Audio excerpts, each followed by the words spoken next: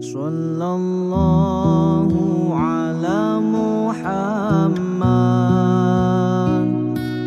Sallallahu. Waalaikumsalam warahmatullahi wabarakatuh. Alhamdulillahirabbil alamin. Wassalatu wassalam ala asrofil anbiya'i wal mursalin wa ala alihi ashabihi ajmain amma ba'du. Bismillahirrahmanirrahim. Yang saya hormati rekan-rekan kajian subuh online.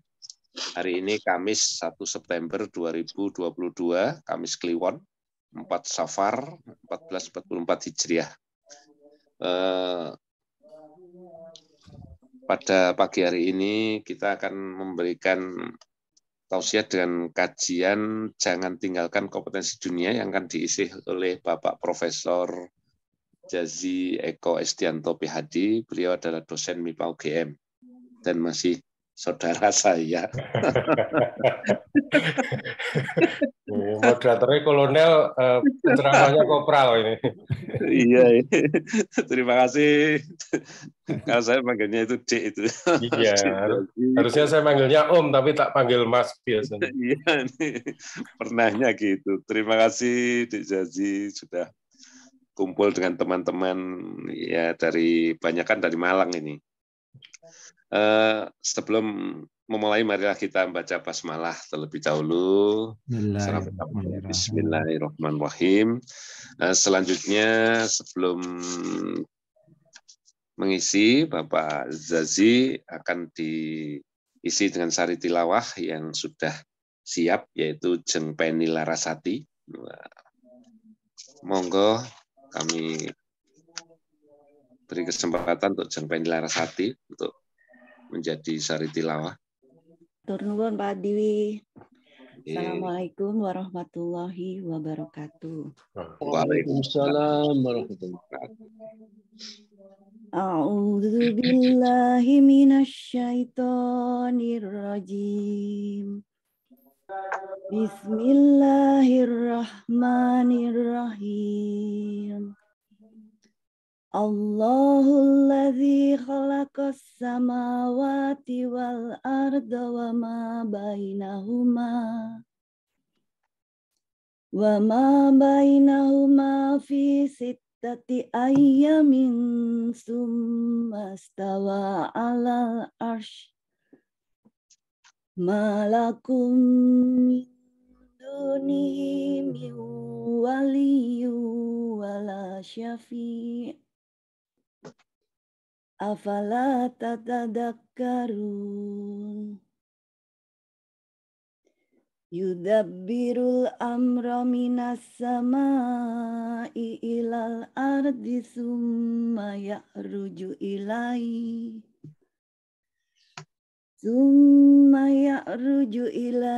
fi yaumin kana miqdaruh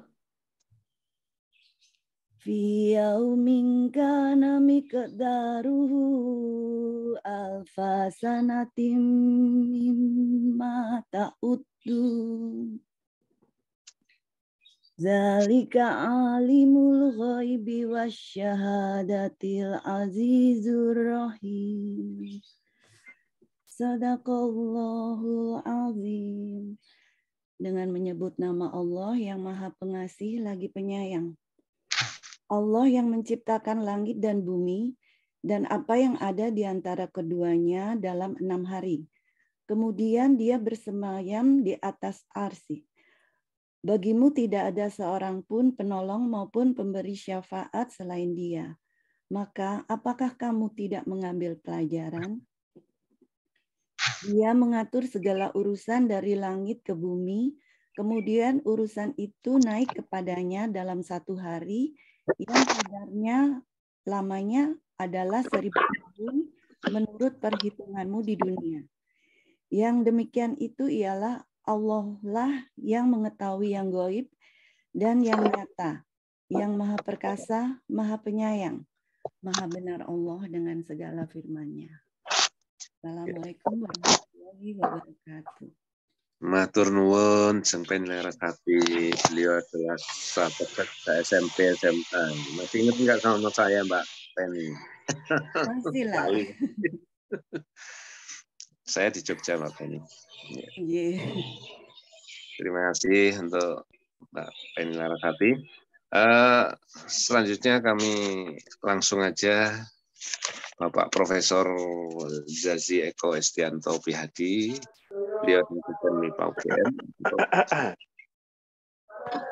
mengisi yaitu dengan tema jangan tinggalkan kompetensi dunia. Nanti juga akan ada kesempatan untuk tanya jawab, dan terakhir mohon diisi doa ya, Mas atau monggo kami persilakan. Assalamualaikum warahmatullahi wabarakatuh. Waalaikumsalam.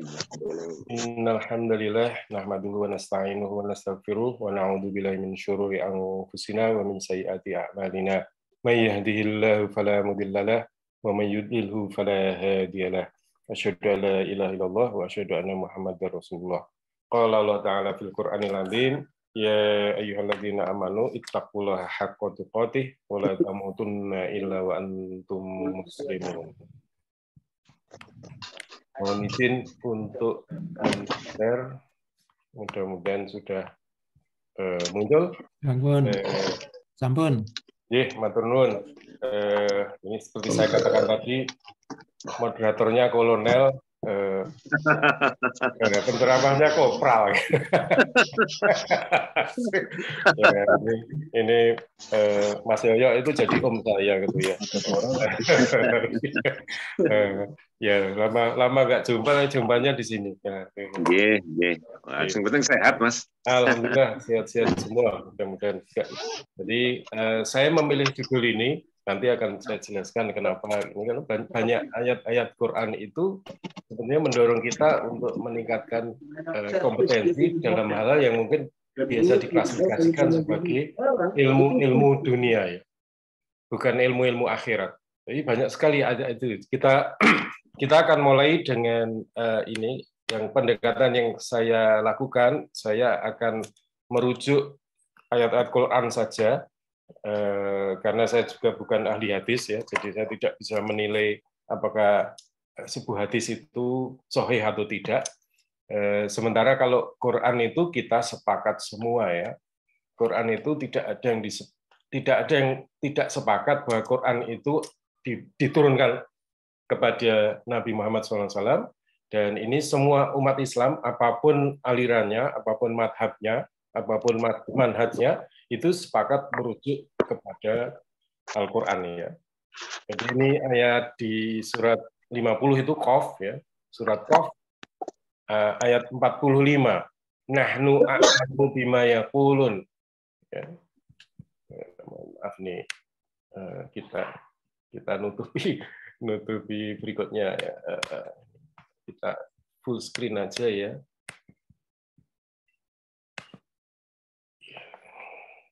Ya.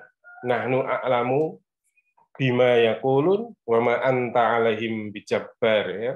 Ini Allah berkali-kali kita diskusikan kenapa Allah menggunakan nahnu, itu karena bisa dua maknanya, yaitu royal we, ya. Raja itu kan seringkali juga raja menggunakan kami, tidak menggunakan saya, padahal maksudnya ya dia sendiri, ya. Ini royal we, ya, menunjukkan keagungan. Kemudian yang kedua adalah ada aktor lain. Jadi seperti kita membaca, ya, nahnu narzuqukum wa iyyahum.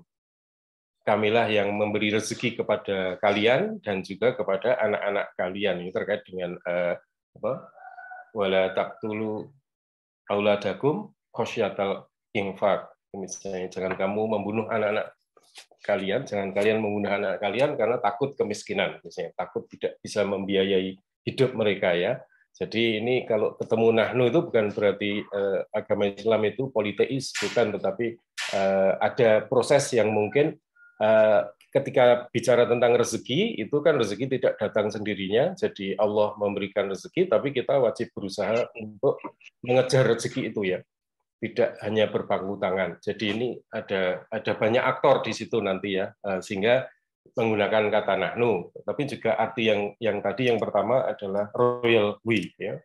A'lamu ini Allah selalu menggunakan superlatif, yaitu isim tafdil, ya, kalau para ustadz mengatakan gitu, ini komparatif maksudnya, ya. Jadi arti walaupun Allah itu tidak bisa dibandingkan, tetapi maksudnya itu a'lam itu artinya tidak sekedar tahu. Jadi yang paling tahu itu Allah ya, yang paling tahu ya. Bima yaqulun, dengan apa yang mereka katakan, mereka ucapkan. Wa ma anta alaihim bijabbar ya. Nanti di belakang ada ini ma yalfitu min qaulin illa ladaihi raqibun atid. Ya, itu berarti kan ada malaikat juga yang mencatat apa-apa yang kita ucapkan, apa-apa yang kita lakukan ya. Bahwa anta alaihim bijabbar, dan kamu, maksudnya Nabi Muhammad itu bukan orang yang memaksa ya. Nabi Muhammad tidak pernah memaksa umatnya untuk melakukan sesuatu ya. Tidak ada paksaan di dalam agama ya. Sudah jelas mana yang haram, mana yang halal, sudah jelas ya. Tapi kemudian masing-masing kan ada value-nya ya. Yang ini yang saya pakai di sini adalah fadzakir bil Quran. Berilah peringatan dengan Al-Quran. Ya. Jadi saya mengikuti ini supaya saya tidak keliru, saya hanya mengemukakan ayat-ayat Quran saja ya. Fadzakir itu artinya adalah berilah peringatan dengan Al-Quran. Ya. May yakhafu wa'id. Jadi orang-orang yang mengkhawatirkan nanti bertemu dengan Robnya. Jadi di hari akhir nanti, di hari Yaumuddin ya, di hari pengadilan itu ya, kita kan termasuk orang-orang yang khawatir nanti nasib kita di mana. Maka ayat ini mengatakan bahwa fadzakir bil Quran kepada Nabi Muhammad, dan tentu saja juga kepada kita karena kita adalah pengikut Nabi Muhammad. Jadi kita memberi peringatan orang lain itu menggunakan Al-Quran. Nah, ini kemudian kalau kita baca ayat ini sebetulnya kan sudah ada banyak kompetensi ya. Ya ayuhan nas, ini agresinya yang diajak berbicara adalah manusia secara umum. Bukan hanya orang mukmin, bukan hanya orang muslim dan sebagainya ya.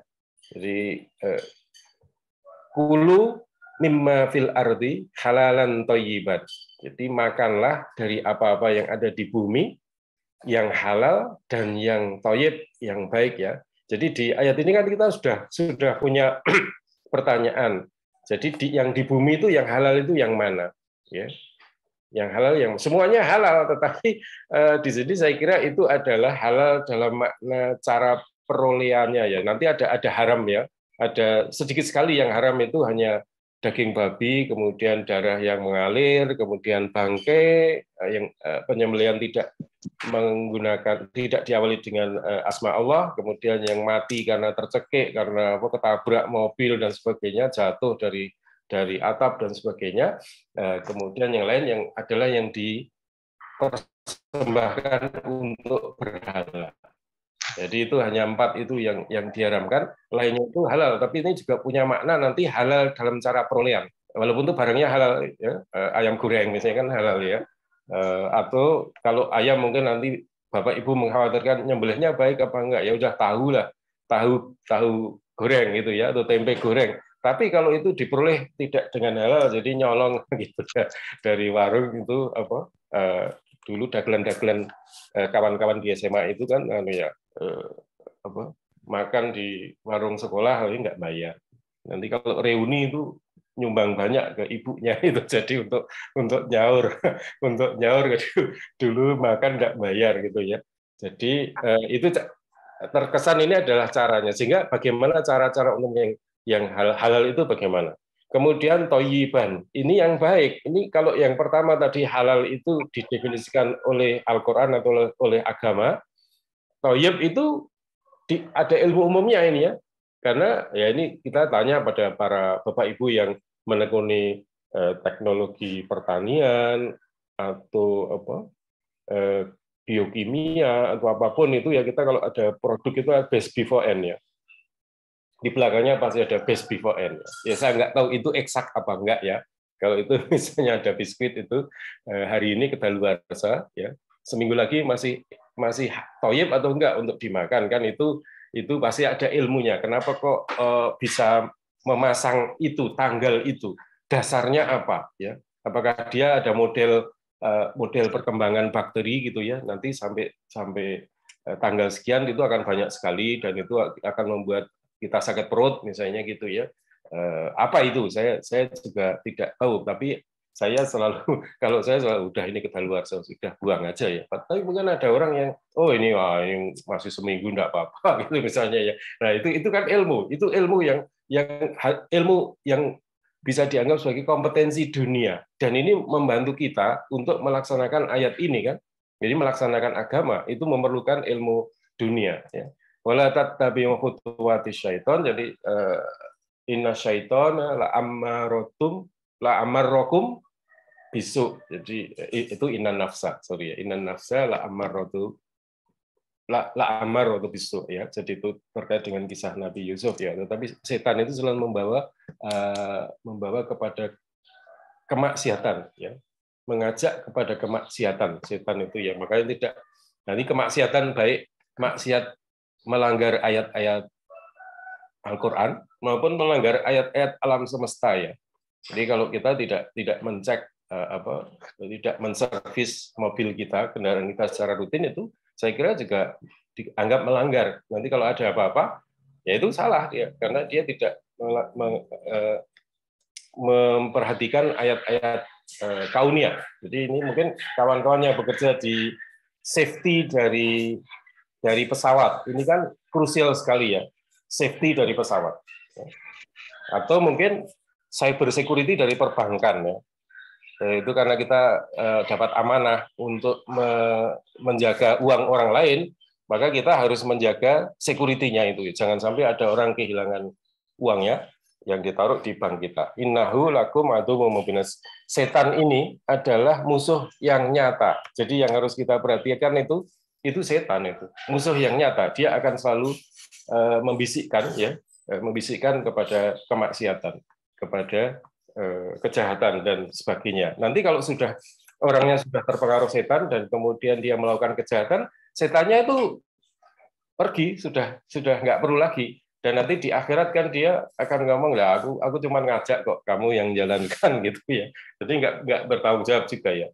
Jadi ini yang namanya STEAM itu Science, Technology, Engineering, Arts, Matematik ini jangan lupa ada arts ya. Jadi kalau setiap produk ini komputer maupun handphone yang Bapak Ibu pegang itu kan tidak cukup hanya dengan elektronik, dengan software dan sebagainya, tapi itu ada arts-nya juga ya. Ada seninya, ada human machine interface-nya, ada ilmunya bagaimana supaya kita tidak salah nekan, itu didesain seperti itu supaya kita bisa mudah menggunakannya, didesain seperti itu ya. Ini saya bukan ahlinya di sini, pasti ada Bapak Ibu yang ahli makanan, ahli buah-buahan, ahli sayuran dan sebagainya. Bagaimana dulu orang mengeksplorasi bahan-bahan makan yang baru ya, yang mungkin punya khasiat tertentu bagi kesehatan, itu eksplorasi mungkin entah di hutan, entah di mana dan lebih gila lagi menurut saya adalah nanti orang melakukan stack ya, jadi mengkombinasikan dua macam tanaman, kemudian dia menghasilkan buah-buahan yang berbeda lagi, yang rasa dari A dengan rasa dari B itu bergabung dan nanti memberikan rasa yang lebih nikmat lagi, lebih lezat lagi. Nah ini ilmunya Mas Yoyo ini ya, financial intelligence ya, Bapak Ibu yang sekolah ekonomi segala macam itu, wala ta'kulu amwalakum bainakum bil batil. Ya. Ini kan masalahnya ini ya, orang mengambil hak orang lain itu kan nggak boleh ya, harus melalui transaksi bisnis ya, harus melalui transaksi ila antijarotan tardokum, kira-kira begitu ya. Jadi bisnis atau transaksi yang disepakati. Ini barangnya ini, harganya ini, kan disepakati. Jadi transfer dari kepemilikan, transfer dari harta, transfer di kekayaan itu hanya melalui jalan bisnis atau melalui warisan ya. Kalau dari orang tua kemudian kepada anaknya. Tidak hanya itu sebenarnya, kalau di Quran itu Quran itu kan sangat detail sekali itu ya. Siapa dapat 1/6 dapat gitu ya, 1/3 gitu ya, tergantung yang meninggal siapa duluan gitu ya, apakah suami meninggal ataukah istrinya meninggal duluan atau dan sebagainya. Nanti bisa dilihat itu matematikanya Faraid itu ya, pewarisan. Tapi kan ada dua nih, wala ta'kulu amwalakum bainakum bil batil. Wa tudlu biha ilal hukam. Ini memalsukan kwitansi gitu ya, sehingga seolah-olah menjadi sah ya, padahal tidak ya. Tidak sah padahal itu, karena ini kong kali kong antara pembeli dengan toko atau dengan penjualnya. Jadi kalau kita bicara korupsi, itu korupsi tidak hanya dilakukan oleh pegawai negeri, nggak bisa orang korupsi sendiri, jadi kerjasama dengan pihak swasta, suppliernya kan, itu misalnya contoh sederhana ya, walaupun mungkin nggak diurusi KPK itu kan 1 miliar ke atas ya. Kalau itu mungkin bawahnya itu Bareskrim, mungkin nggak tahu saya, Bareskrim ya. Kecil sekali ya, beli kertas HVS berapa rim gitu ya, harganya 100.000, lalu apa? Itu kan kalau harga ada SPU-nya ya, ada SPU-nya. Kalau mereka mengakali banyaknya, itu mungkin saja karena ini barang habis pakai. Barang habis pakai kan, besok sudah berkurang karena sudah dipakai, dan itu tidak ada bukti-bukti pemakaian ya. Walaupun ini kecil sekali ya, tapi ini saya mendapat kesan ini wadudlu biha ilal hukam, itu entah menggunakan pemalsuan kwitansi atau dengan menggunakan undang-undang yang itu kalau sudah di cover oleh undang-undang maka itu menjadi sah kan, sudah ikut itu kok ya. Litakulu fariqam min amwalin nasi bil ithmi wa antum ta'lamun. Ya, biasanya yang melakukan ini kan tahu. Jadi kalau saya kadang-kadang saya itu protes ya. Kadang-kadang protes kenapa tidak sejak kecil kita itu diajari financial intelligence. Jadi kalau orang ngerti cara kerja uang, insya Allah dia tidak akan korupsi. Karena dia tahu nggak perlu begitu dia akan dapat uang yang lebih banyak ya. Kemudian mungkin anak-anak itu tidak akan kecanduan gadget, kecanduan game, karena mereka akan berpikir ngapain aku main game kalau nggak dapat duit gitu ya. Itu ada baiknya juga kayak gitu ya. Ngapain aku scroll terus itu kalau nggak dapat duit dan sebagainya. Mungkin ini anunya perlu ada financial intelligence sejak kecil itu diajari, jadi ya, anak-anak bisa berhemat, anak-anak bisa mulai berlatih jual beli ya untuk menghidupi mereka sendiri. Saya kira anunya di sini memang ada faktor mungkin bernafsu ya, kemaruk, apalagi istilahnya ya, pengen kaya dengan cepat itu nggak mungkin. Jadi nggak mungkin dia lalu ngakali itu. Nah sebetulnya teknologi informasi itu bisa menyegah pemalsuan ya. Misalnya dengan blockchain ya. Blockchain ini sebenarnya adalah distributed general ledger ya. Buku besar, ini menurut istilah orang akuntansi, tapi dia distributed, dan ini immutable sifatnya, jadi tidak bisa direvisi. Jadi kalau salah transfer harusnya hanya transfer 1.000 gitu ya, tapi dia transfer 1.500, maka dikoreksinya dengan transfer lagi dari sini ke situ, kembali ke sana 500. Jadi semua yang dilakukan itu tercatat, jadi tidak bisa mengedit ya, tidak bisa mengedit transaksi. Kemudian saya juga optimis sekali kalau SPBE itu nanti meluas dan kemudian terpadu, kemudian didukung dengan semacam blockchain ini, maka mencegah pelanggaran. Contohnya kita tidak bisa melebihi itu. Kadang-kadang kan orang salahnya di birokrasi itu salah melebihi standar biaya masukan, lalu kemudian dia harus mengembalikan. Ini kan padahal sudah dipakai untuk membeli oleh-oleh misalnya ya. Ya, nanti kita bisa diskusi banyak tentang ini. Kemudian ada ayat lain yang mengatakan ahum yaksimuna rahmata rabbik. Apakah kalian yang membagi-bagi rahmat Allah itu ya? Nahnu qasamna bainahum ma'isyatahum fil hayatid dunya. Ma'isyah ini kan ya pekerjaan atau bagaimana orang memperoleh penghidupan, bagaimana kita memperoleh income ya, bagaimana kita bisa membiayai hidup kita, baju kita, makan kita, kendaraan, kemudian rumah dan sekolah anak, biaya kalau sakit dan sebagainya ya, ini kan biayanya besar ya.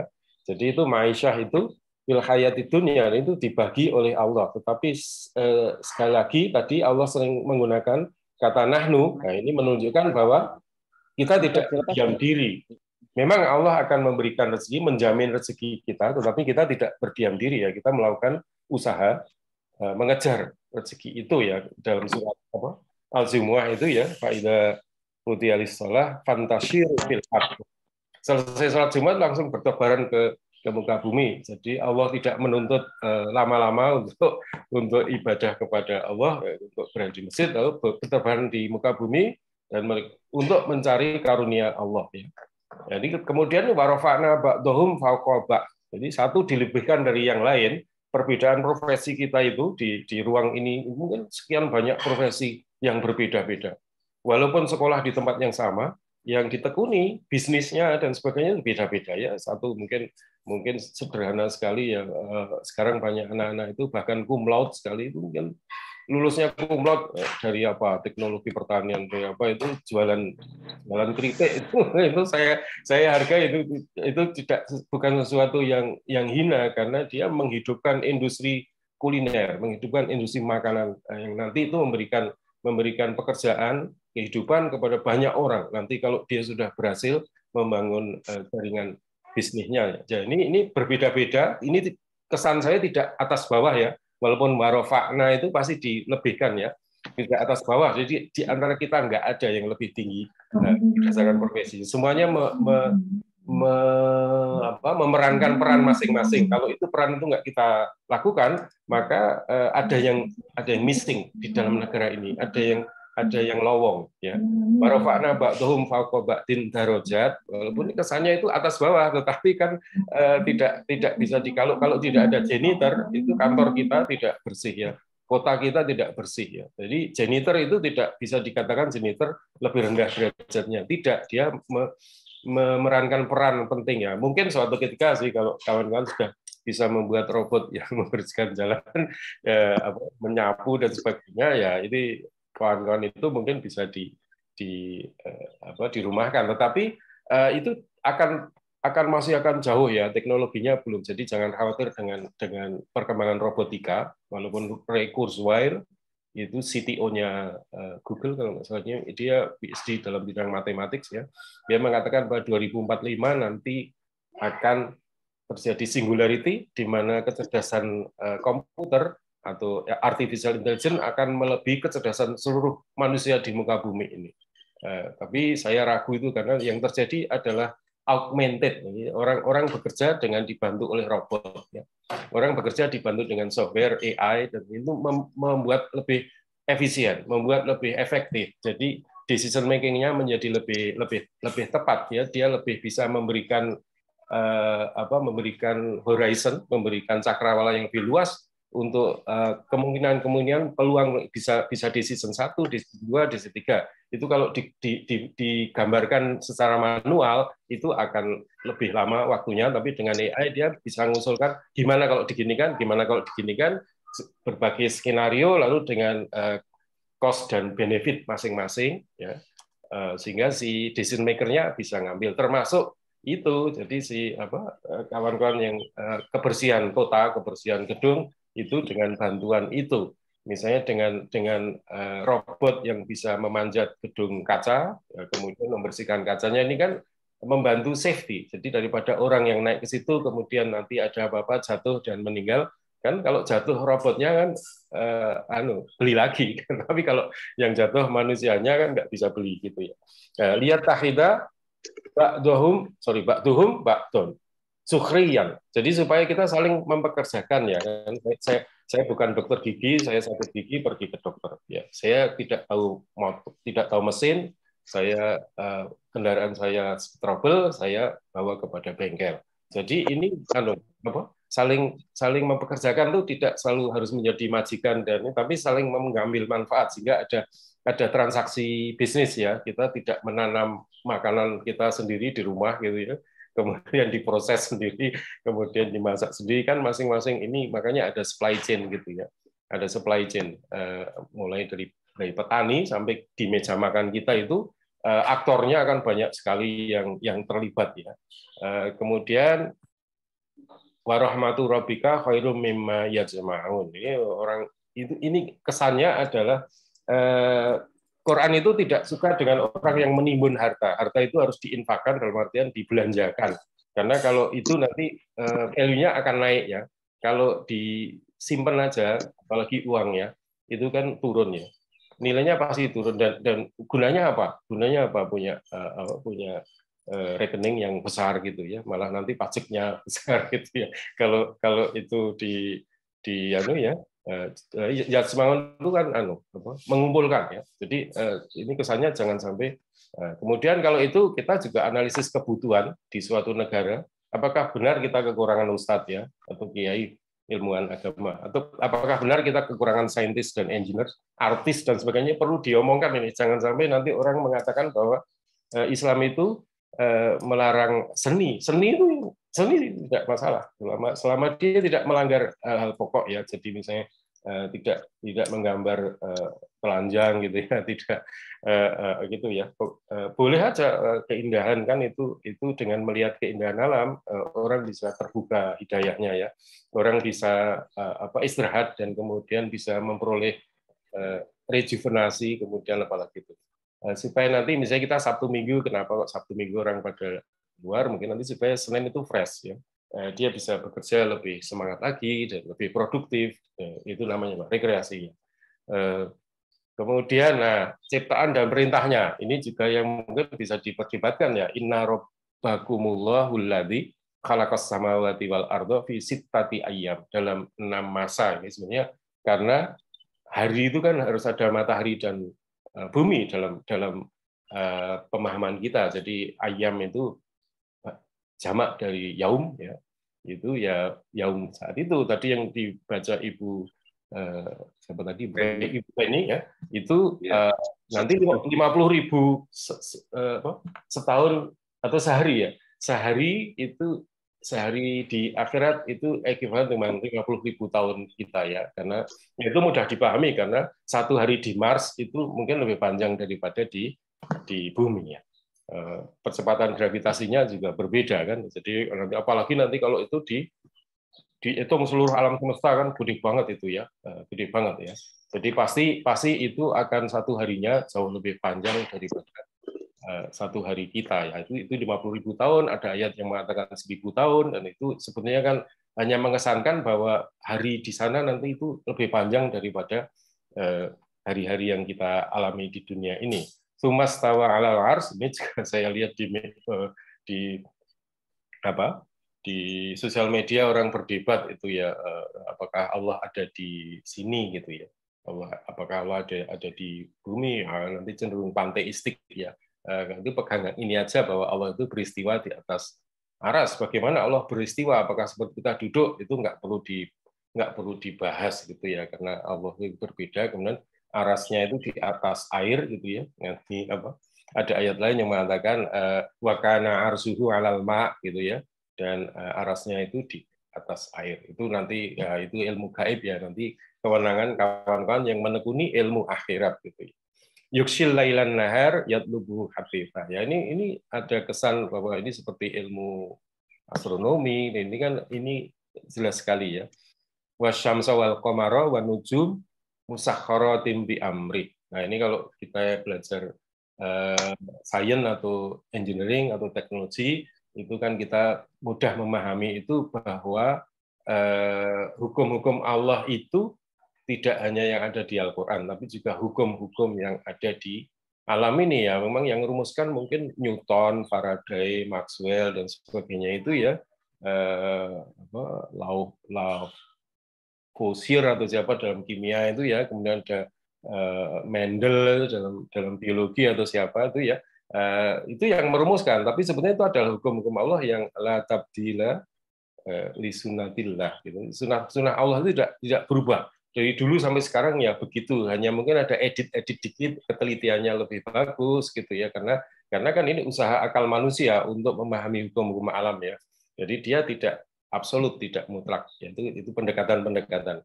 Ala lahul khalqu wal amru. Ini yang menurut saya menarik, yang disebut Allah duluan oleh Allah itu adalah ciptaannya, baru kemudian amernya.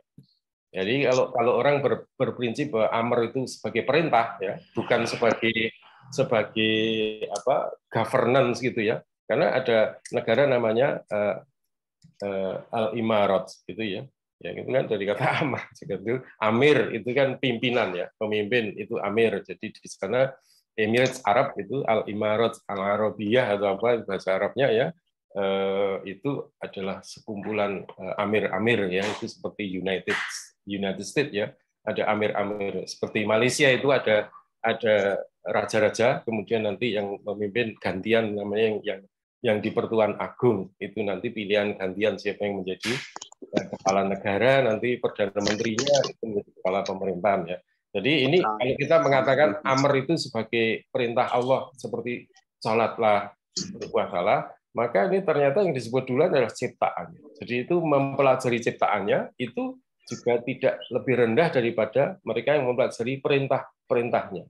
Ya, sehingga saya kesimpulan di sini bahwa ilmuwan iptek dalam hal ini saya untuk ilmu umum lah gitu apa saja ya, tidak hanya matematik, tidak hanya MIPA, teknik, teknologi pertanian, tapi juga sosiologi, antropologi itu kan punya punya peran juga di dalam kitab, dan malah besar sekali ya, ekonomi, manajemen dan sebagainya. Itu kalau di UGM itu pokoknya kira-kira timur jalan, walaupun timur jalan ada kehutanan, ada teknologi pertanian juga, ada pertanian juga ya. Tapi itu ada jangan diremehkan. Saya tidak nyebut iptek itu tidak lalu hanya yang MIPA, teknik dan sebagainya, tetapi juga di sastra, di budaya, kemudian di ilmu politik, ilmu komunikasi dan sebagainya ya. Kemudian ini kalau saya memandang ini, mohon maaf saya memandang itu setara karena baik ilmu umum maupun ilmu agama itu dihasilkan oleh akal. Ya. Dua-duanya dihasilkan oleh akal. Ilmu umum itu mempelajari alam semesta dan hubungan antar manusia, kalau mungkin ilmu sosial gitu. Ilmu agama itu diturunkan dari Al-Quran. Jadi Qurannya tidak ngomong. Jadi ilmu bahasa Arab itu baru ada tahun 800 Masehi ya. Menurut sejarahnya, baru ada ilmu-ilmu yang lain yang ada di Ayan itu muncul belakangan. Pada saat Nabi itu kan mereka hanya ada Quran dan ada Nabi saja ya. Ya sudah, kalau itu sudah punya final conclusion. Kalau misalnya nggak paham tanya Nabi, oke sudah. Tapi ke belakang para ilmuwan agama mengembangkan ilmu yang kemudian bisa membantu kita untuk menemukan mana yang benar gitu ya. Dari sekian banyak itu yang nanti mungkin kesimpulannya bisa beda-beda, akan banyak pilihan-pilihan karena madhabnya beda. Madhab itu point of departure ya, titik awal geraknya kalau dalam mekanika itu atau kinematika, titik awalnya sudah beda. Kemudian manhajnya, metodologinya juga beda. Jadi kita akan menemukan banyak sekali spektrum pendapat di dalam ilmu agama ya, sehingga ini tidak perlu menjadi masalah karena manhaj dan metodologi dan madhabnya beda ya, rutenya pasti beda, mungkin juga akan sampai kepada konklusi yang berbeda. Jadi dua-duanya itu hukumnya fardu kifayah, nggak benar kalau dikatakan mempelajari ilmu agamanya itu hukumnya wajib ain. Yang wajib ain itu adalah mengetahui yang basic dari agama yang menyebabkan kita bisa melaksanakan agama itu dengan baik. Kita kalau ilmu agama itu hukumnya wajib ain, maka setiap orang harus memperoleh PhD di usuluddin dalam ilmu agama. Enggak, bukan gitu. Jadi yang disebut ilmu itu punya metodologi tertentu. Jadi orang awam kan nggak bisa diharapkan untuk itu menguasai pernik-pernik dari ilmu agama. Demikian juga pernik-pernik dari ilmu iptek juga tidak wajib untuk ditekuni oleh orang awam. Jadi saya tadi menyebutkan ya, saya punya PhD dalam Electronic System Engineering, tapi saya tidak tahu mesin misalnya ya. Daripada saya ngutak-ngutak sendiri kendaraan saya yang malah salah gitu ya. Ya udah serahkan kepada bengkel saja gitu ya. Nah ini saya kira ini nanti, waduh sebentar. Hampir mati ya baterainya ya. Oke, maaf ya.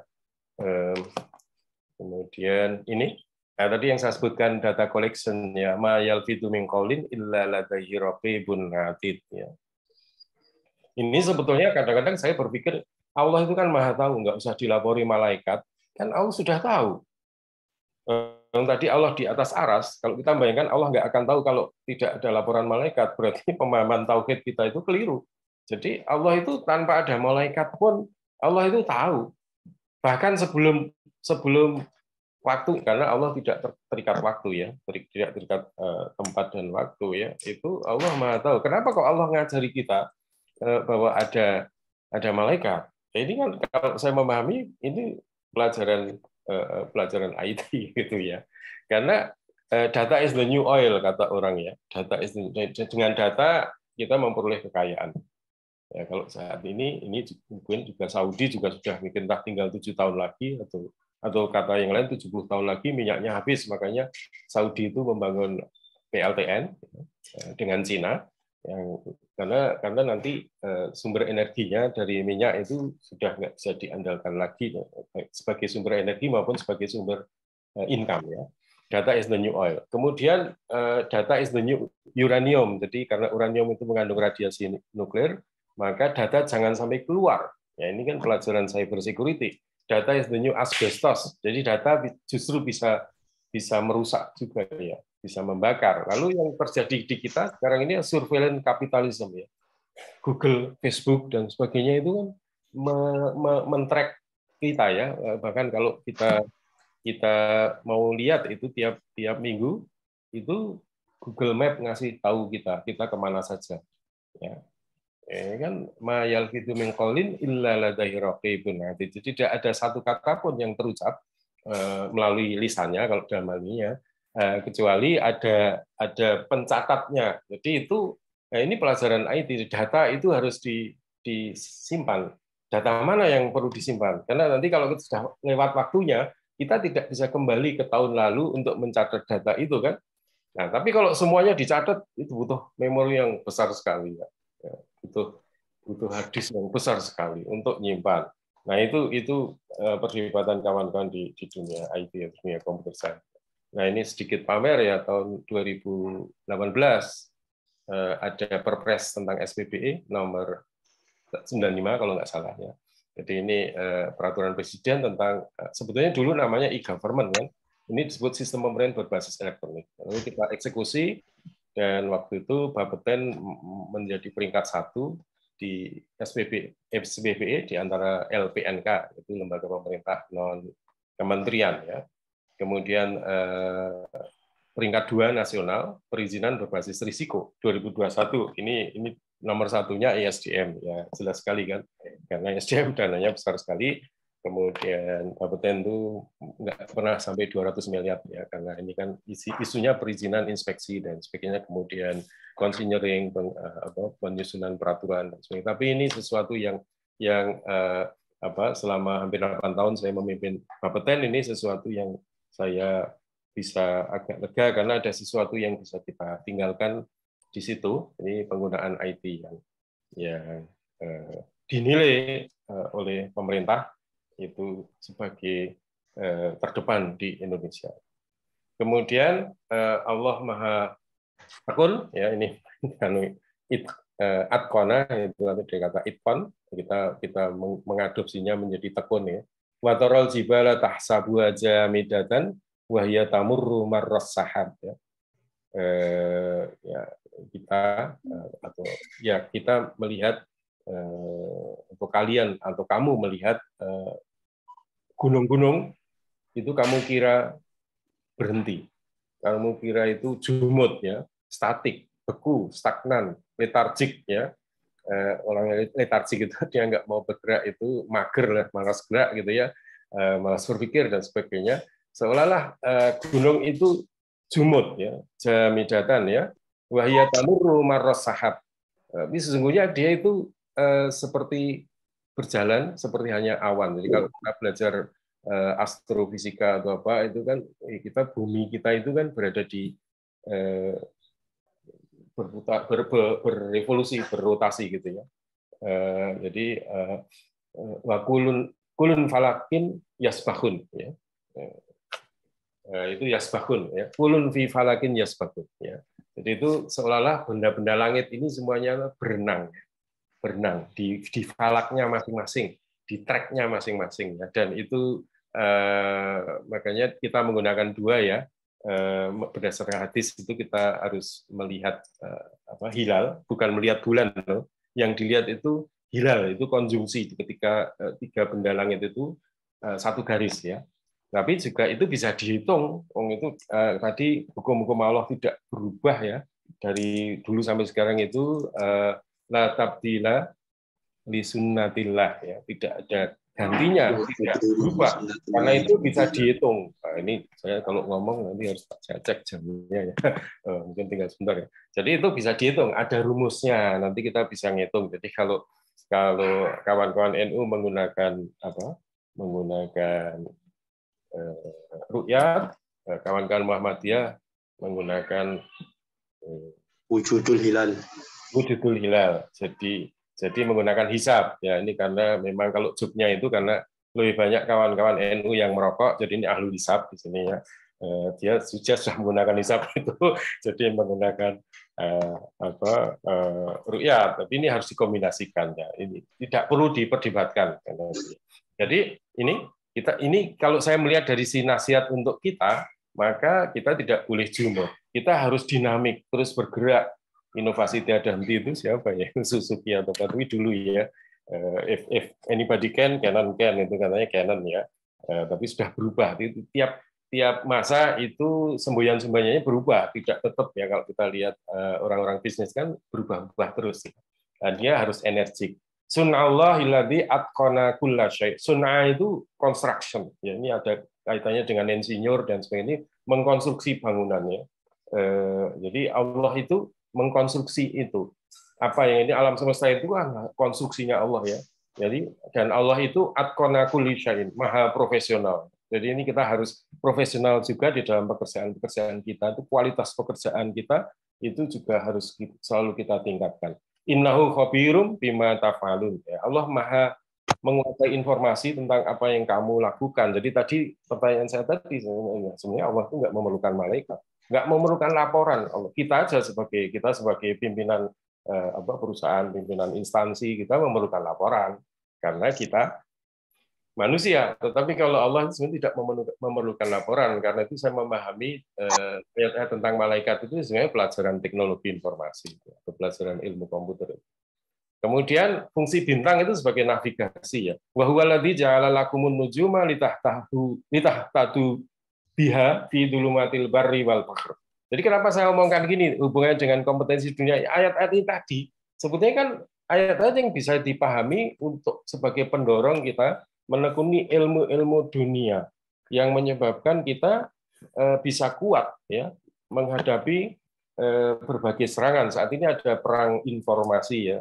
Perang informasi. Jadi kalau Google Map tahu saya pergi kemana saja, Google dan Facebook tahu apa saja tentang kita, nanti kan orang-orang yang mengelola servernya punya datanya, dan kemudian melempar apapun ke Indonesia itu akan sukses. Kalau kita menggunakan jam yang mendisplaykan detak jantung dan kawan-kawan itu saya meyakini itu ada backdoor. Jadi si penjualnya itu akan dapat laporan. Jadi ya tadi misalnya hari Sabtu Minggu Mas Yoyok ke gym gitu ya, atau goes atau apa itu kecatat di sini ya, ada sesuatu yang berubah di jam tangannya ya, yang itu jam tangan cerdas kayak gitu, itu dilaporkan ke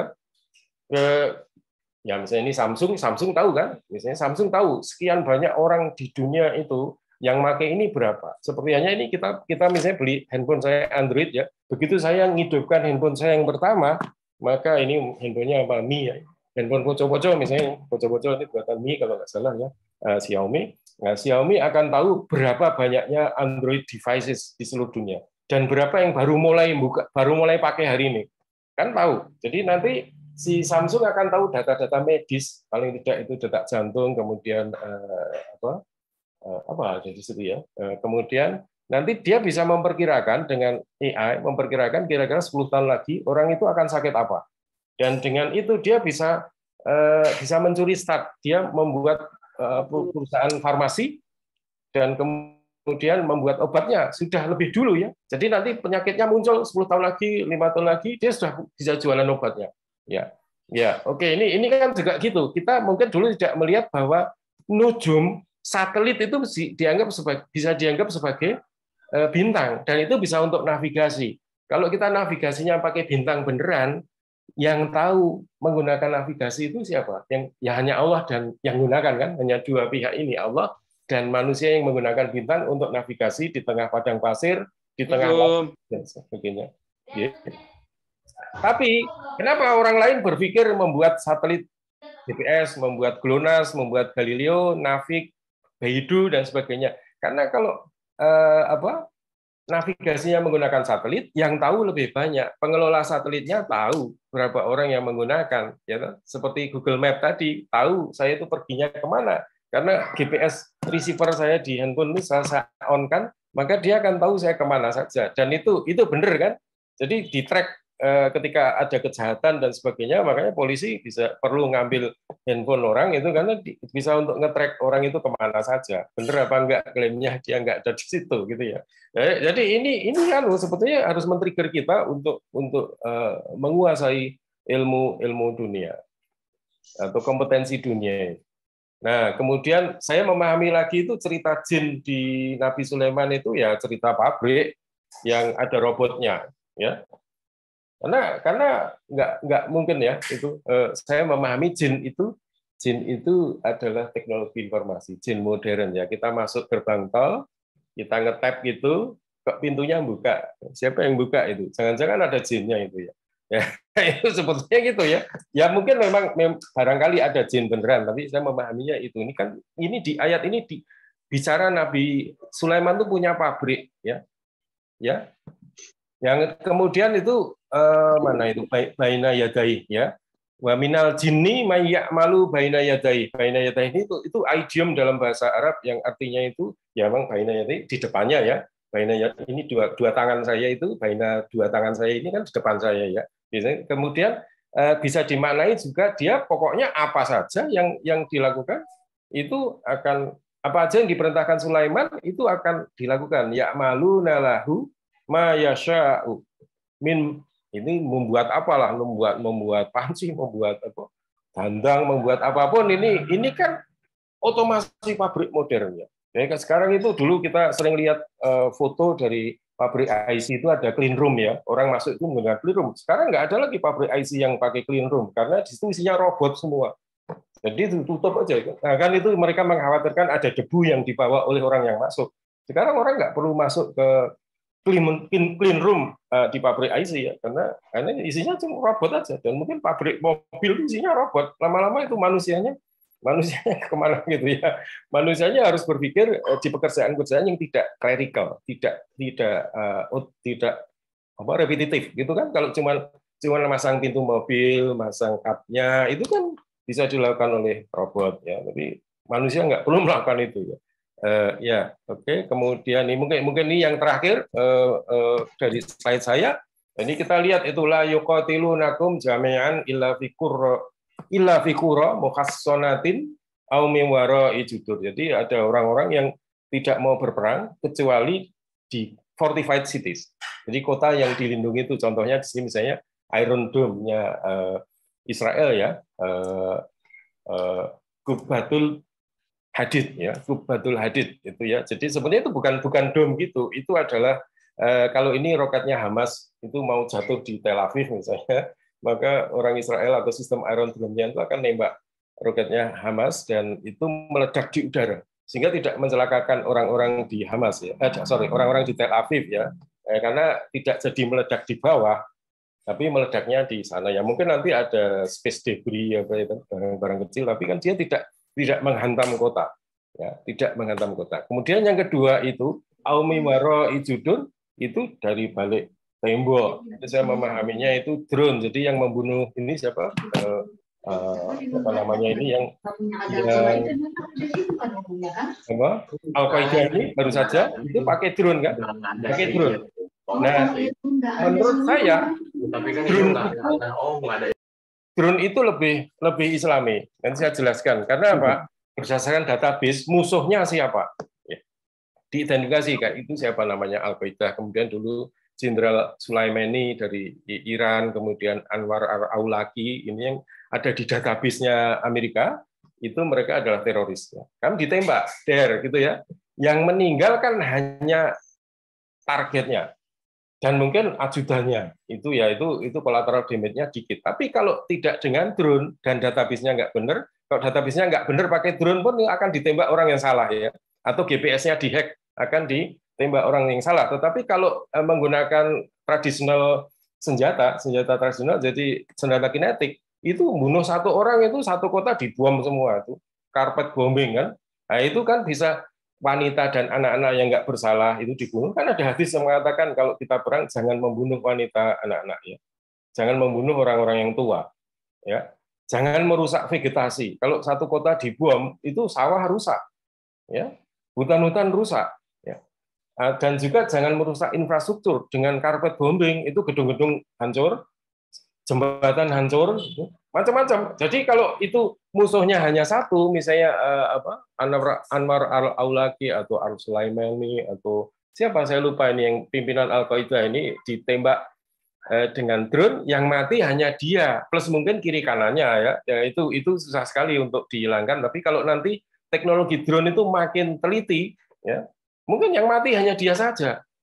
Nah, nanti kita berhadapan dengan masalah apakah betul dia itu teroris gitu ya. Nah, ini tergantung database-nya benar apa enggak, data koleksinya benar apa enggak. Kemudian kalau menghindari salah tembak, GPS-nya dihack apa enggak. Tapi karena Amerika menguasai GPS, jadi kan ya. Dan kita bisa belajar bahwa yang nembak itu tentaranya tidak ada di Iran ya. Tidak perlu menurunkan tentara di Iran untuk nembak Jenderal al-Sulaimani. Tidak perlu menurunkan tentara di Yaman untuk membunuh Anwar al-Awlaki. Tentaranya itu duduk di meja di depan control room, berada di satu kota di Jerman ya, ini tinggal nembak gitu, dia tentaranya nggak perlu mati ya, tentaranya nggak perlu ikut mati. Kalau perang tradisional itu akan sekian banyak orang yang meninggal, bahkan orang sipil banyak meninggal hanya untuk menembak satu orang ya. Nah, itu di sisi lainnya ya, kan ini memang kalau ayat ini seolah-olah adalah mengkritisi orang yang perang pakai bom ya, perang pakai drone.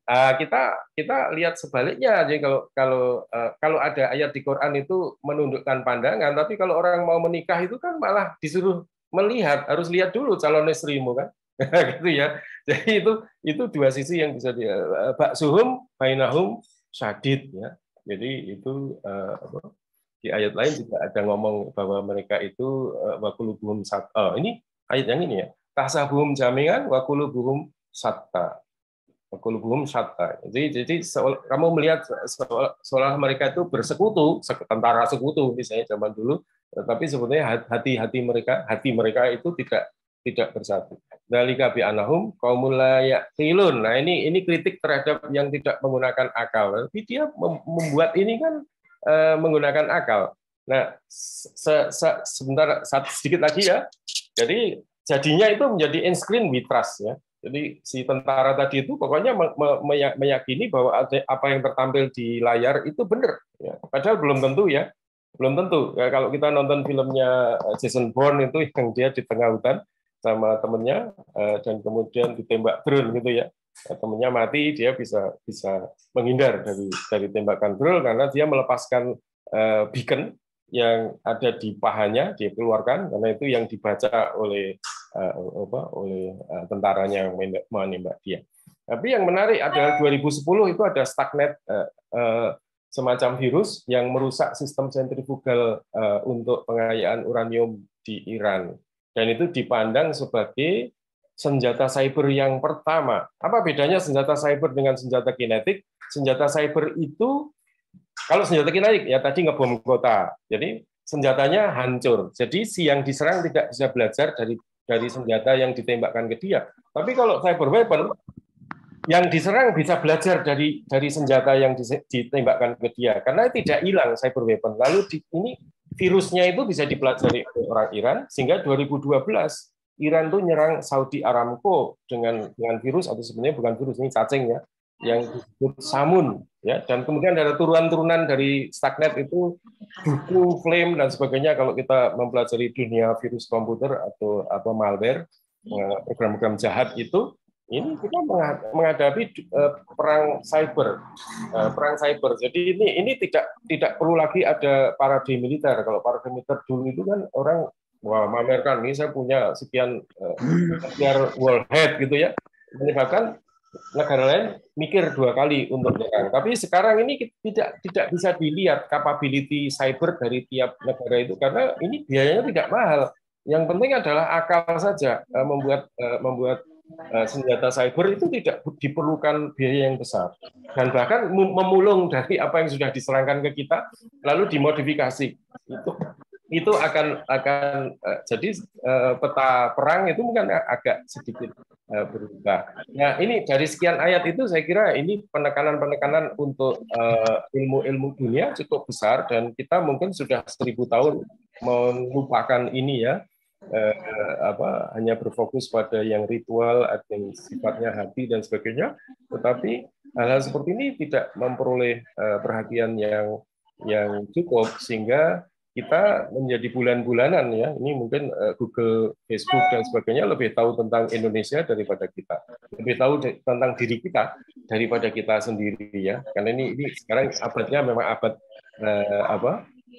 surveillance kapitalisme, dan itu mungkin mereka gunakan tidak untuk politik saja, tetapi untuk wealth creation. Jadi supaya produk yang mereka lempar di kita itu ada jaminan akan kita beli, karena itu market research kan itu. Dan mereka menggunakan market research, dan biaya market research-nya itu kita sendiri yang membiayai, ya kan?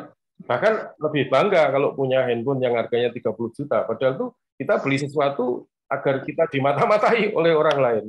Saya kira begitu, Om Yoyo. Saya akhiri, nanti kemudian banyak feedback untuk mengoreksi saya. Terima kasih. Assalamualaikum warahmatullahi wabarakatuh. Matur nuwun, Cik Profesor. Jadi mudah-mudahan bermanfaat ini. Monggo kalau ada yang mau tanya ini. Cik Jazi ini selain MIPA, dia juga menguasai sistem informasi manajemen dan banyak komputer. Jadi beda ya S1, S2, S3-nya. Tidak linear itu. Tidak linear. Sangat bermanfaat itu. Saat ini sangat bermanfaat. Monggo kalau ada teman-teman yang mau bertanya. Monggo Mas Hendri.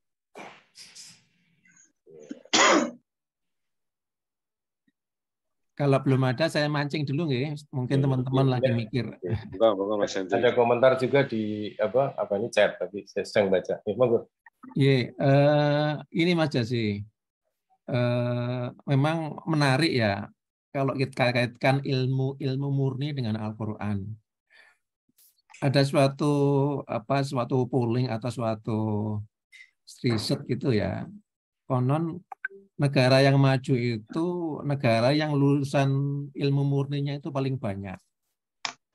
Itu poin pertama. Terus yang kedua, saya pernah baca buku tentang matematika Al-Qur'an. Itu menarik itu. Membedah tentang susunan Al-Qur'an dari sisi matematika. Terus di sisi lain ada angka-angka yang disebutkan di Al-Qur'an itu yang khusus. Misalnya ya, angka ganjil itu lebih spesial daripada angka genap. Kemudian ada angka 19 yang unik. Kemudian dalam tadi disebutkan ilmu faraid itu ada angka-angka setengah, sepertiga, kemudian 1/8. Itu semua itu saya kira angka-angka yang dari sisi matematika banyak dibedah ya. Itu sejauh mana ya Pak Mas Jazi itu historisnya atau katakanlah kaitannya dengan ilmu murni Mas Jazi. Matur nuwun. Ya, monggo Mas Jazi langsung dijawab aja sambil nunggu yang lain. Ya, setahu saya tidak begitu menekuni ini ya. Setahu saya itu kalau di Indonesia dulu ada Kiai Haji Fahmi Basya, kalau nggak salah itu entah lulus apa enggak dari Fakultas MIPA UI ya. Kemudian kalau di internasional itu ada siapa yang dulu dibunuh ya waktu habis sholat subuh itu ya. Rasyid Khalifah ya. Rasyid Khalifah. Jadi dia mengatakan bahwa semua ayat-ayat Quran itu harus kelipatan dari 19. Jadi kalau huruf-huruf Arab itu alif ba ta itu ada representasi angkanya ya. Ada representasi angkanya. Sehingga nanti dijumlah itu semuanya dijumlah lalu dibagi 19 itu hasilnya tidak pecahan gitu ya. Dibagi dengan 19. Tapi kemudian Syekh Ahmad Dijat itu yang ada di Durban, Afrika Selatan itu menulis buku berdasarkan bukunya Rasyid Khalifah, menekankan itu ya. Kemudian setelah itu ada orang namanya Abu Aminah Bilal Philips, ini sekolahnya di Saudi, ini dia menulis buku kontranya. Jadi ini Fact of Vision. Kemudian awalnya Saudi itu mendukung ini, kemudian karena bukan persoalan angkanya sebenarnya Rasyid Khalifah, karena Rasyid Khalifah lalu mengaku sebagai nabi atau apa itu yang menyebabkan dia dibunuh. Dia masih sendirian di masjidnya di Tucson di Arizona ya. Tapi ini menarik juga untuk dilihat angka ini. Kemudian 7430 ada alaiha tis'ata asyar ya. Jadi di atasnya di atasnya neraka itu ada 19 alaiha tis'ata asyar ya. Itu yang dipakai dasar oleh Rasyid Khalifah untuk membuat teorinya, dan kebetulan dia PhD dalam biochemistry ya, biokimia, dan dia orang Mesir, jadi kita tidak meragukan bahasa Arabnya juga ya. Kemudian dia menulis program komputer untuk menghitung ya. Kita kan gara-gara itu kita dulu kan kita kenal Quran itu 6.666. Ternyata 6234 kalau nggak salah ya. Kalau betul-betul dihitung banyaknya ayat ya.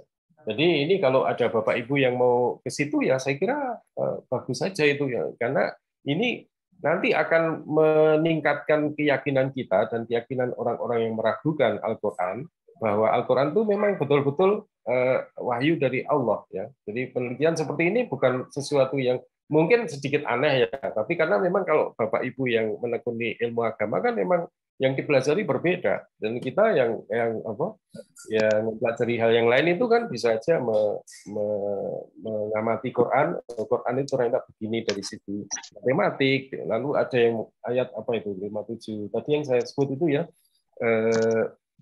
wa anzalnal hadid ya, dan kami menurunkan besi fihi ba'sun sadidun wal manafi'u linnas. Di besi itu ada kekuatan yang besar dan manfaat bagi manusia. Bayangkan kalau tidak ada besi sekarang ini ya. Besi itu tidak selalu bermakna Fe57, kebetulan ayatnya 57 ya, itu salah satu isotop ya. Dan itu pasti tengah-tengah kan, di tengah-tengah kan dari 114 ya. Surat itu 100 di tengah-tengah. Saya kira itu banyak Bapak Ibu yang angkat tangan, ya, tapi saya sepakat sekali dengan Mas Endri, ini termasuk tadi itu, kalau Mas Endri itu apa, geologi atau geodesi ya? Geodesi. Nah, geodesi tadi ayat tentang navigasi kan pas ya. Itu kepakarannya Mas Endri berarti kan. Kemudian kalau geologi kan ada wa asalna lahu ainal kitir, dan kami berikan dia tambang tembaga, itu Nabi Daud ya. Ya, jadi itu kan bagaimana mengusahakan tambang ini kan bukan kepakarannya Bapak Ibu yang di pesantren atau di ilmu agama, itu tantangan untuk kita bagaimana mengusahakan tambang. Monggo, sudah banyak yang resen. Betul. Monggo kalau ada yang lain. Assalamualaikum. Assalamualaikum. Umi dulu, Mbak Umi. Ya,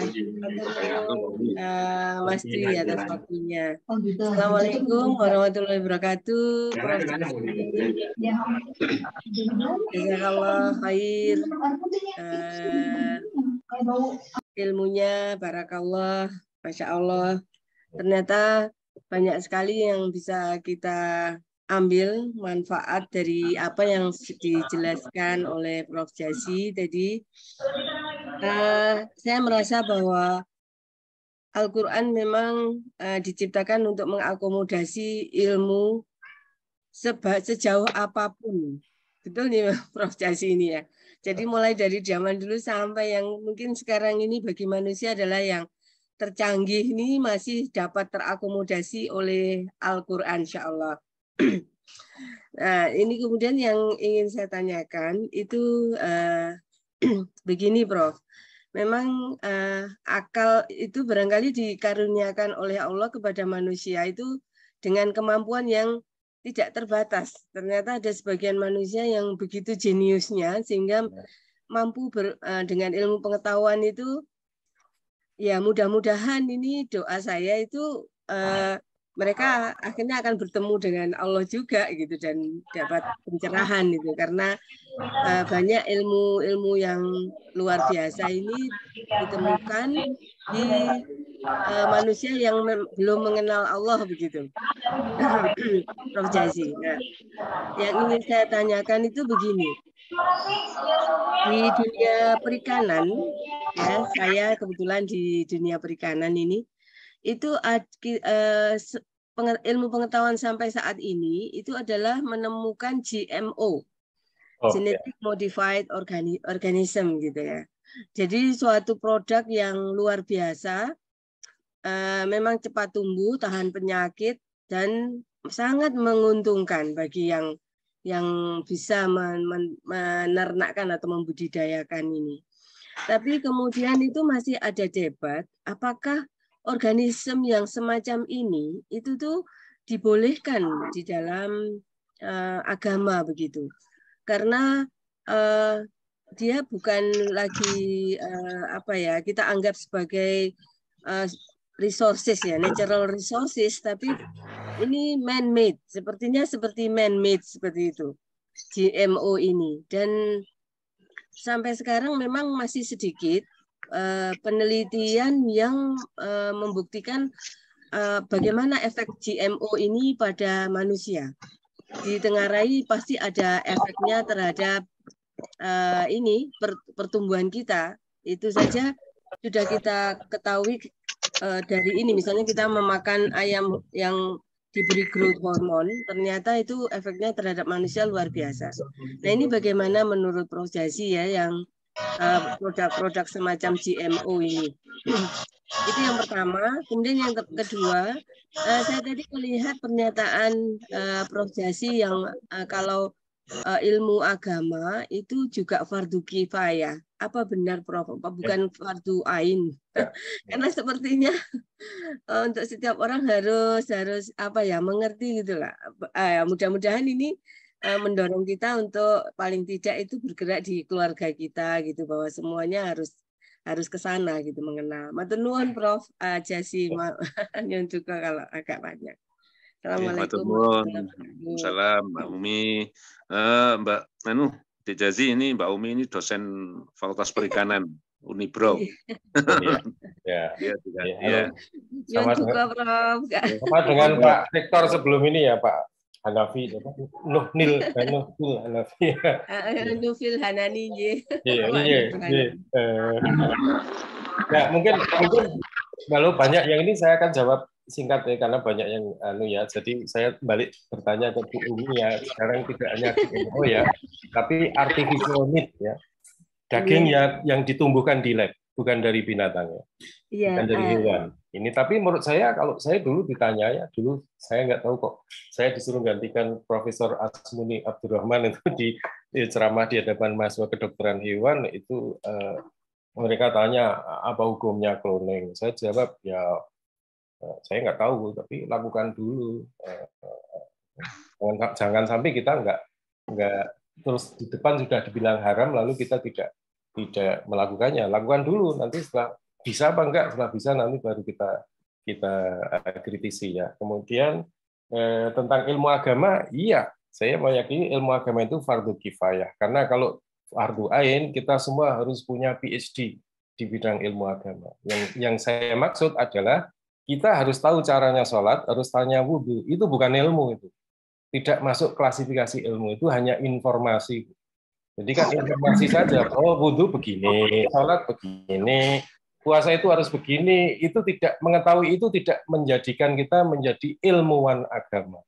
Jadi ilmuwan agama itu mengetahui metodologinya, mengetahui dalil dan sama mendalam, kemudian bisa ya seperti itu. Saya punya PhD dalam electronic engineering, itu saya adalah ulama elektronika, tetapi orang bisa reparasi elektronika, orang bisa tahu transistor, itu tidak bisa disebut sebagai ilmuwan elektronika. Ya, karena dia tidak sampai pada tataran ilmu. Ada sesuatu syarat-syarat agar sesuatu bisa disebut ilmu. Ya, sehingga itu saja. Saya kira kalau ilmu agama fardhu ain, setiap orang harus kuliah di UIN sampai PhD. Ya, nah itu kan tidak mungkin. Jadi yang saya maksud adalah mengetahui dasar-dasar agama itu tidak berarti membuat kita menjadi ilmuwan. Hanya tahu saja itu bukan menjadi ilmuwan. Kalau ilmuwannya nanti ilmuwan agama itu para kiai itu bisa membuat fatwa, bisa membuat itu tidak mudah untuk mencapai itu ya. Oke, begitu. Jadi nanti kalau memang bisa mendorong ilmunya, tapi kita lihat Saudi ya. Kita tahu pada zaman Nabi sudah ada insinyur sipil dari Persia namanya Salman Al-Farisi, karena Persia punya sejarah ribuan tahun di bidang iptek. Mesin juga gitu, Cina juga gitu. Kalau kita nonton film The Great Wall itu ya, Matt Damon, ya, itu orang-orang Barat ke situ itu mau nyari bubuk mesiu. Jadi Cina sudah menemukan bubuk mesiu sebelum Barat menemukannya. Bahkan ada catatan yang 2000 tahun sebelum Newton itu ada orang Cina sudah ngomong hal yang serupa, F sama dengan MA. Tapi dalam bahasa Cina ya, saya nggak tahu gitu ya. Jadi mungkin kata dia dalam bahasa Cina, jadi tidak mengglobal gitu ya. Dan itu memang ya monggo, ini kalau menurut saya sih orang iptek itu berada di majelis dzikir alam semesta ya. Karena seluruh alam semesta itu bertasbih kepada Allah. Jadi ketika kita berada di laboratorium ya sama aja, ketika di masjid ada majelis dzikir, ada orang datang itu dzikir ya. Di laboratorium itu Ibu Umi itu juga ikut majelis dzikir, dzikirnya bersama alam semesta. Jadi itu kalau orang-orang yang belum sampai kepada hidayah menjadi orang Islam itu menemukan ini karena mereka terus berzikir bersama alam semesta. Masya Allah. Iya, Masya Allah. Sudah, Mas Yoyo, monggo. Mungkin kurang satu lagi, mungkin Mas Henry sampai jam berapa? Atau masih ada? Tadi ada Pak Gunawan, ada Pak siapa? Iya. Assalamualaikum Pak Jasi, Prof. Pak Gunawan. Lama nggak ketemu. Pak Gunawan. Ya. Ini Pak Jasi terkait dengan ayat-ayat kauniyah itu kan kalau tadi Pak Jasi bilang berarti kan ada syarat-syarat tertentu ya dari kita ya sebagai ilmuwan itu. Itu kan seperti kalau pernah saya dengar pengajian tuh seperti mencocok-cocokkan itu ya. Nah, sebetulnya kita ini juga sepertinya sedang mencari ya, misalnya kayak dulu di Cordoba itu kan sempat juga kalau di ilmu penerbangan katanya juga ada tuh bersaudara di Cordoba itu sebetulnya katanya dulu itu. Artinya sebetulnya metodologi untuk tafsir yang lebih detail itu ada enggak ya sebetulnya? Karena itu mestinya harus ada. Karena kalau Al-Quran itu sebagai mukjizat dan kita tidak bisa membuat metodologi tafsir yang lebih detail, even bukan ilmuwan gitu ya, itu kan akan menjadi, ya saya pikir Islam akan bisa mengalahkan Amerika atau Cina sekarang gitu ya. Nah itu menurut Prof. Jasi gimana Pak? Apakah kita ilmuwan yang tanda petik berasal dari luar ini harus masuk kemudian membuat tafsir mungkin kayak Prof. Jasi ini berombongan ya, banyak profesor lain itu terus membuat tafsir itu kan akan sangat bermanfaat itu. Gimana Prof? Terima kasih. Waalaikumsalam. Ya, ini sekali. Salam ya Pak Gunawan, ini adik kelas saya di Fisika UGM. Sudah pensiun dari 8 ya? Belum. Oh, belum. Sorry ya, 6 tahun di bawah saya soalnya ya. Saya ingat belum. Masih lama. Saya pikir 82. Ya. Saya 86. 86 ya. Sekaligus menjawab pertanyaan Pak Hari Rus Cahyo yang di chat ya. Saya April 2019 saya mengunjungi Badan Pengawas Tenaga Nuklirnya Maroko. Kemudian ada satu hari yang saya pergi ke Fes. Di Fes itu ada Jamiah Al-Qarawiyyin, ya, yang didirikan tahun 800 Masehi oleh Fatimah Al-Fihri, itu seorang bangsawan wanita, ya. Itu sampai hari ini fokusnya adalah ilmu agama. Ya. Fokusnya ilmu agama. Dan itu bentuknya masjid. Saya masuk itu bentuknya masjid, nanti orang belajarnya dalam halakoh, ya, circle-circle itu, ya, tumpuan buku itu nanti ada kiainya, ada syekhnya yang mengajar mahasiswa. Fokusnya ilmu agama. Nggak ada ilmu selain agama di situ. Padahal kalau kita hitung, sejak 800 itu sampai sekarang kan sudah, ya, katakanlah 1200. Harusnya kalau orang hafal Quran itu ke-trigger untuk mengembangkan IPTEK, harusnya sudah muncul IPTEK dari Jamiah Al-Qarawiyyin. Sampai hari ini tuh khitohnya itu tetap ada ilmu agama saja, ya.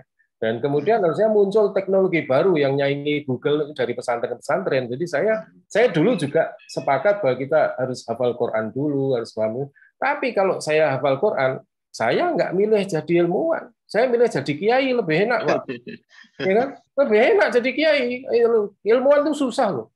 Kita mungkin tidak dapat pendanaan. Kita mungkin bisa kesetrum, ya. Kawan-kawan yang geologi, geofisika dan sebagainya bisa kejeblos lava gitu ke Gunung Merapi, ya.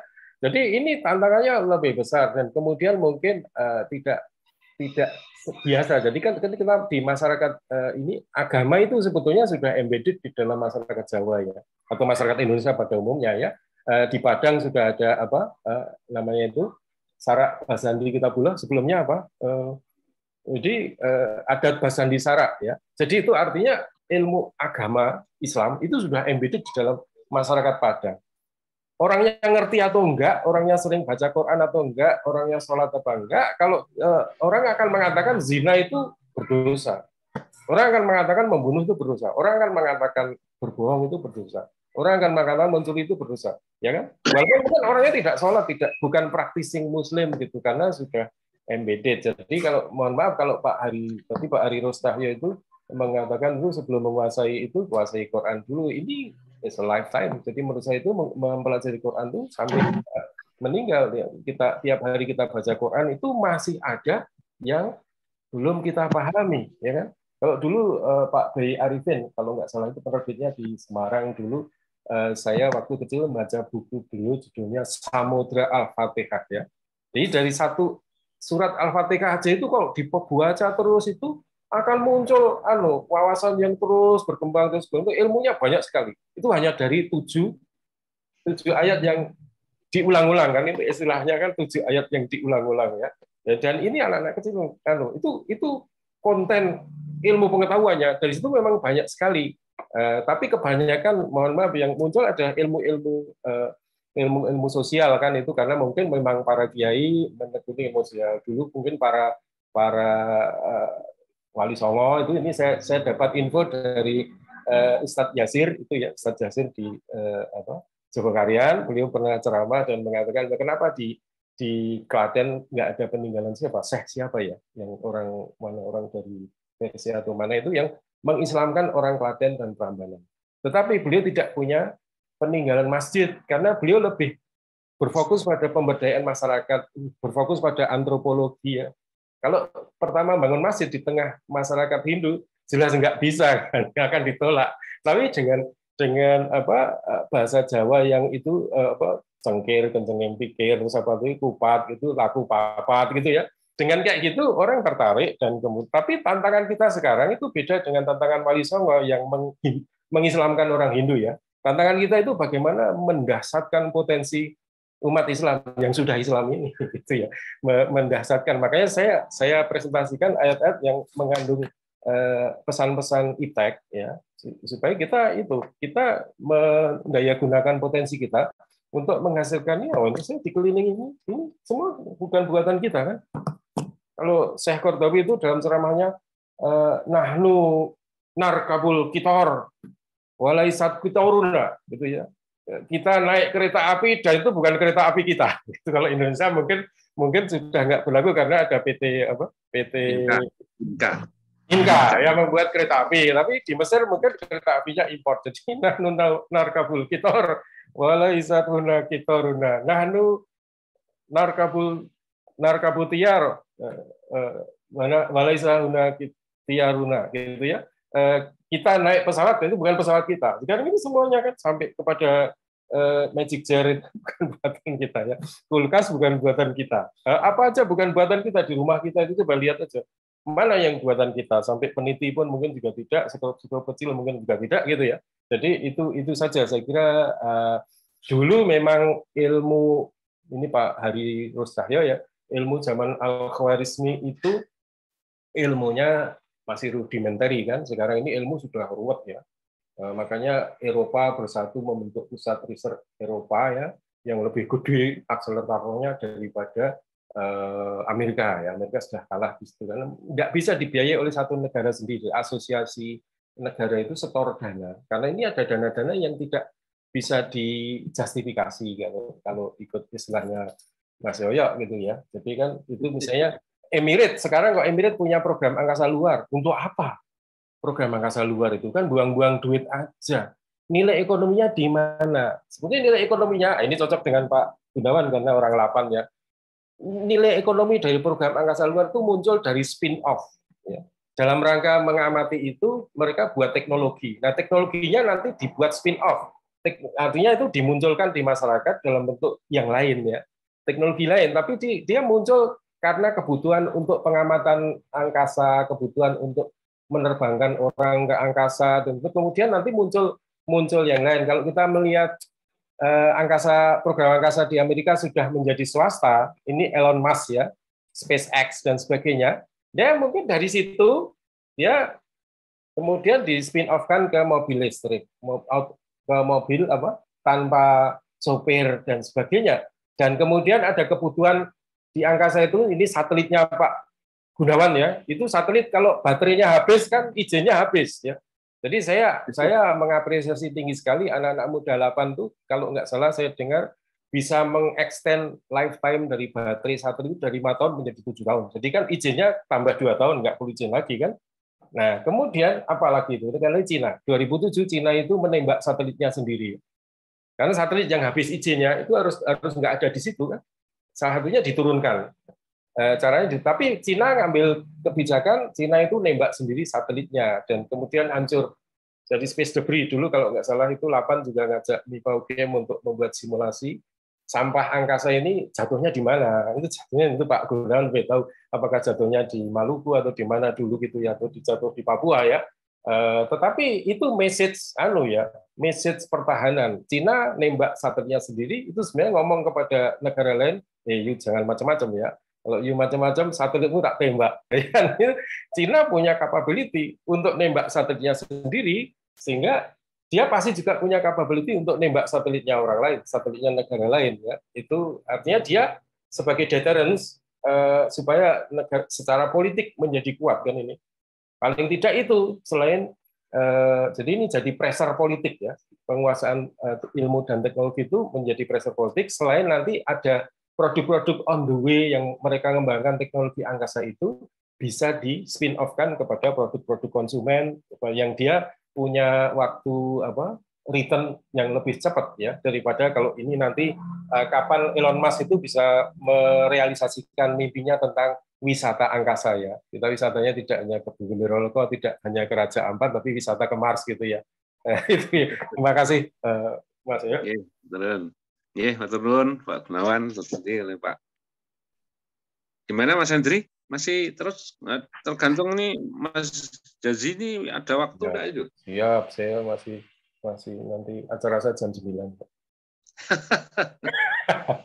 Kalau masih ada monggo aja.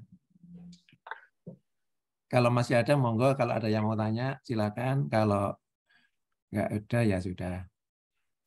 Ya udah. Monggo Dek, Profesor di doa aja. Ya. Waduh, ini banyak yang lebih jelas untuk berdoa. Apa kita tutup dengan kafaratul majelis? Itu aja lah. Oke, matur nuwun Profesor Dazi Eko Setianto atas uraiannya sangat bermanfaat sekali. Teman-teman juga sangat antusias sekali untuk mendengarkan dan untuk ya mudah-mudahan melaksanakan. Jadi kita tidak perlu HP yang mahal-mahal ya. Jadi kalau kita beli HP yang mahal, akhirnya kita juga terdeteksi juga yang sedang-sedang aja. Terima kasih sekali lagi kepada rekan-rekan yang sudah mengikuti kajian subuh pada hari Kamis ini.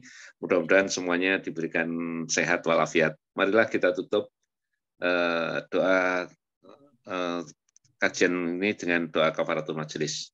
Bismillahirrahmanirrahim. Subhanallahumma wa bihamdika asyhadu an la ilaha illa anta astaghfiruka wa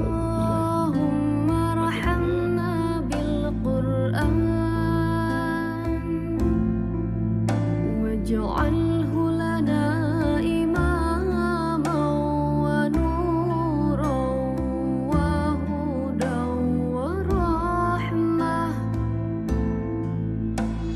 اللهم ذكرنا منه ما نسينا وعلمنا منه ما جهلنا وارزقنا تلاوته آناء الليل وأطراف النهار واجعله